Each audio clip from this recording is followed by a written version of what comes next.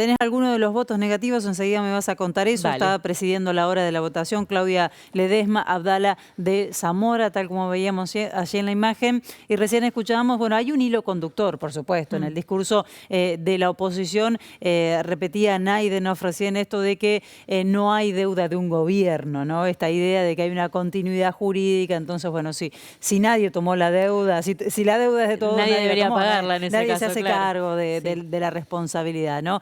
Y por otro lado también en esta idea de que acompañaron la posibilidad de que el gobierno pudiera tomar más deuda para pagar la deuda, pero que no se hacen cargo o no acompañan o pidieron separar para no votarlo, lo que es el plan económico, esto que vos marcabas recién, cuando en definitiva sabemos que si estamos hablando del Fondo Monetario Internacional, solo hay una manera de seguir adelante con la negociación de una deuda y es con el fondo encima, no existe otra todavía. Sí, en ese sentido, interesante lo que habíamos hablado en su momento, hace un ratito nada más, con el senador de la Unión Cívica Radical, Pablo Blanco, ¿no? Sí. Que mencionaba que estos 19.000 y 18.000 millones de dólares que había que pagar en 2022 y 2023 se iban a poder llevar adelante gracias a una refinanciación. Eso queda la pregunta, ¿quiere decir que implícitamente se entendía que había un Juntos por el Cambio para adelante? Era lo que También estaban una segunda pensando. gestión. Volvemos sobre eso enseguida, pero vamos ahora con Ariel Lima porque entiendo que está la voz de otro de los senadores. Ariel, sí, Beretilnec. Sí, Alberto Beretilnec, de Río Negro, lo escuchamos. Encontrar las respuestas que estamos de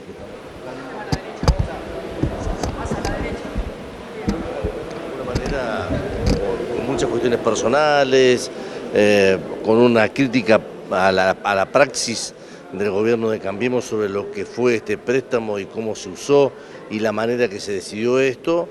Hubimos muchos que tuvimos la voluntad de acompañar la situación del país de hoy y tuvimos también la voluntad de darle herramientas al gobierno para que pueda encaminar la situación económica del país. ¿Le cambia la ciudadanía de la votación, senador? No, yo creo que no tenemos que traumatizarnos ni pensar que estamos en víspera de una crisis política o algo por el estilo. La deuda es un tema muy personal.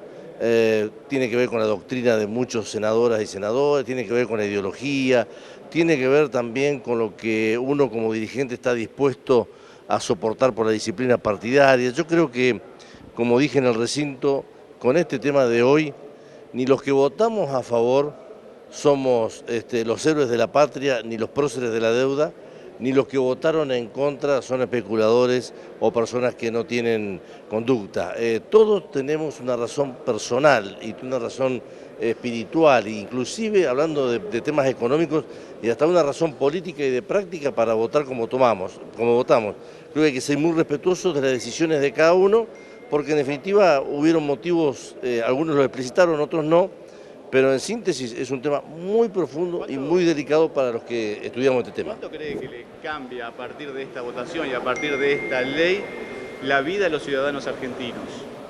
Mire, el problema de los argentinos de hoy que tenemos es la inflación. Esto no va a generar ningún efecto sobre la inflación.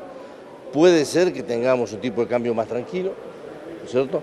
Puede ser que no tengamos ningún tipo de desconfianza en lo que significa la situación financiera del país con el default y con este tipo de cosas, pero acá lo que hace falta es mucha confianza. El gobierno tiene que generar confianza para que... ¿Con esta ley no se gana confianza?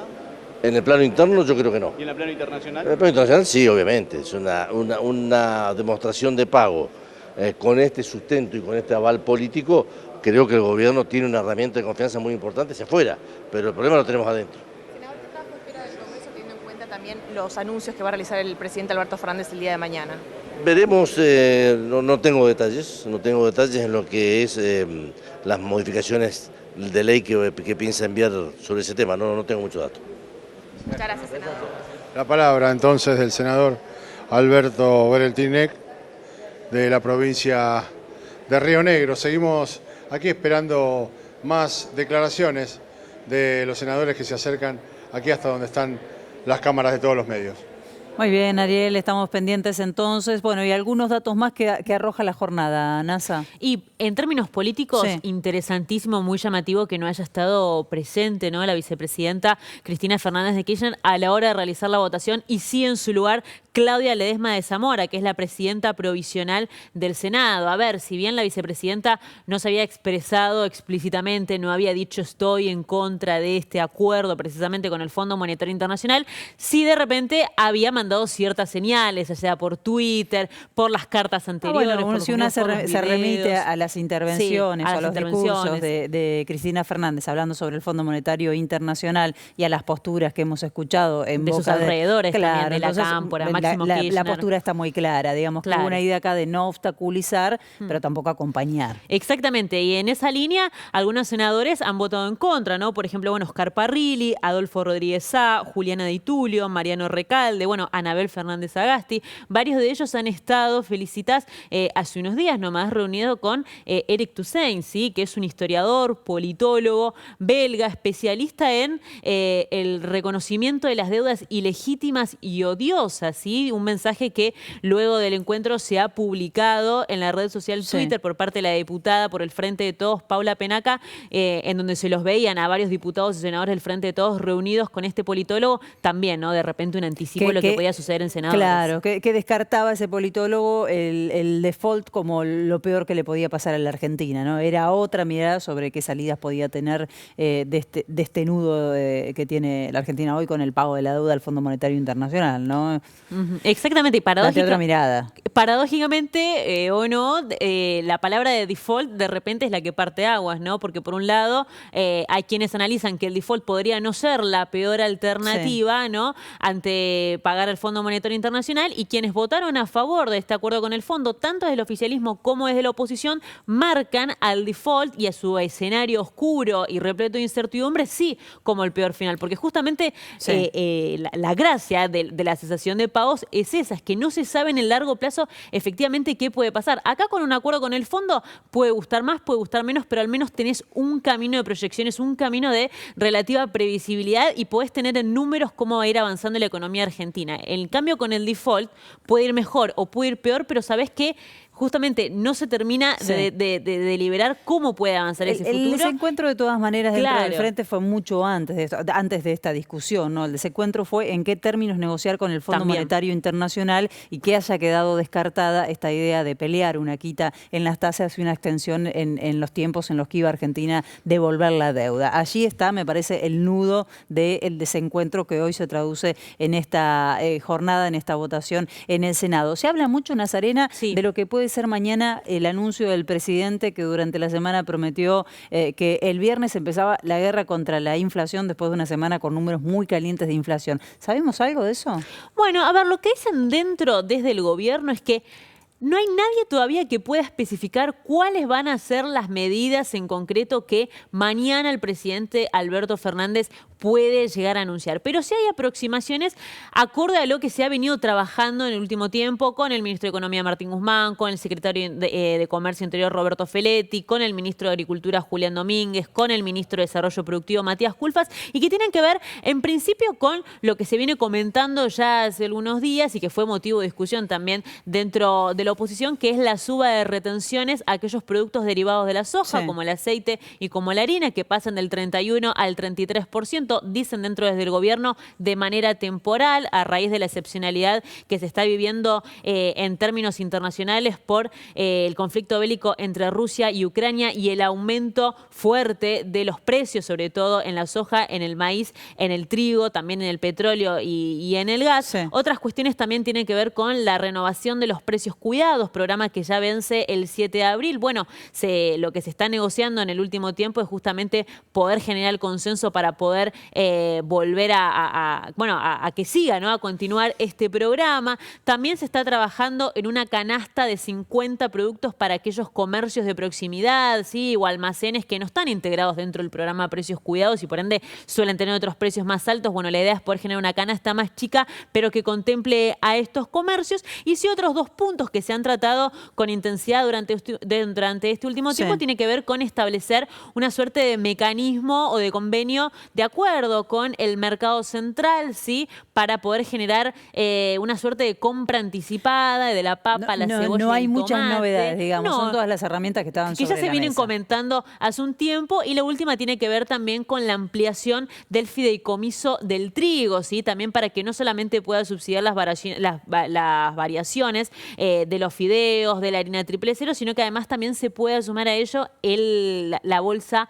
de pan, ¿sí? Claro, la harina, porque los panaderos están movilizándose Exactamente. porque ya los precios de la materia prima están teniendo Cada vez más una suba muy fuerte que a ellos se les hace imposible trasladar a la góndola o al mostrador. ¿Por qué? Porque dicen que notan que los clientes no tienen poder adquisitivo, no está como para llevar adelante semejantes incrementos. Entonces la idea del fideicomiso justamente es llegar a las panaderías, es llegar a los lugares en donde se nota justamente ese abismo, ¿no? Entre los precios que suben y el poder adquisitivo que está bajo. De hecho, te digo, Feli, que ya lo estamos viendo, digamos, el pan 250, 300 pesos el kilo, eso es, entre otras cosas, gracias a el conflicto internacional que se está viviendo entre Rusia y Ucrania, ambos grandes proveedores de maíz y trigo, las cotizaciones por los aires, eso termina impactando claramente, como en muchos otros países, en la Argentina también, en el kilo de pan sobre todo, y como decíamos, en el fideo, en distintos cereales y demás, ¿no? Hay que comentar también que durante la jornada de hoy, un rato antes, una hora antes de que comenzara